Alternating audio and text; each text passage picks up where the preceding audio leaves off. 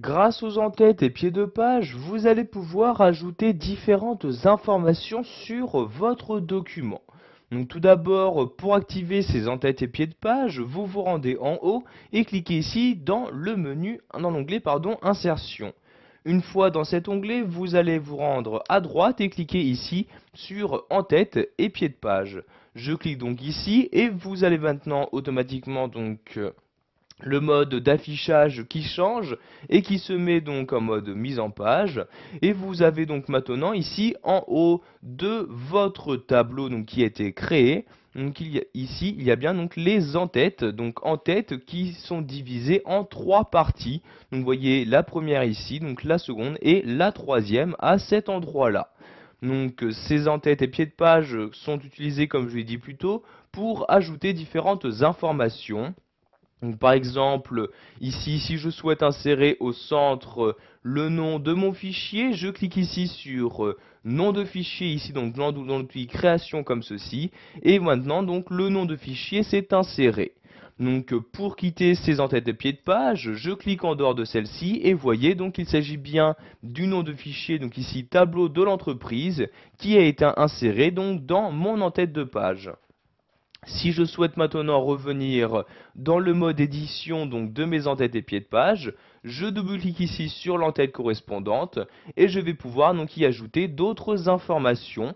Donc par exemple dans cette en-tête là, donc je clique à l'intérieur, je souhaite y insérer donc l'heure actuelle, je clique ici sur heure actuelle comme ceci. Je clique maintenant en dehors et voyez vous avez bien l'heure actuelle qui s'est insérée automatiquement. Donc je vais maintenant descendre à l'aide de la molette de la souris et nous allons voir qu'il s'agit exactement des mêmes manipulations pour les pieds de page. Donc vous avez ici en bas les pieds de page, vous faites un clic et maintenant vous pouvez éditer ces pieds de page. Donc pour accéder aux différentes informations qu'il est possible d'ajouter, vous vous rendez en haut et cliquez ici sur l'onglet création et vous avez de nouveau donc ces différentes informations. Donc, par exemple ici, je vais insérer le numéro de page, puis je vais mettre un slash comme ceci et je vais mettre le nombre de pages comme ceci.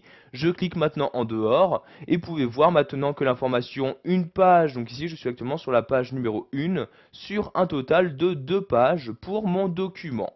Donc je vais maintenant recliquer ici et recliquer en haut dans le ruban dans l'onglet création comme ceci. Donc sachez que vous pouvez donc ajouter des informations automatiques de cette manière, mais également écrire donc vous-même les informations.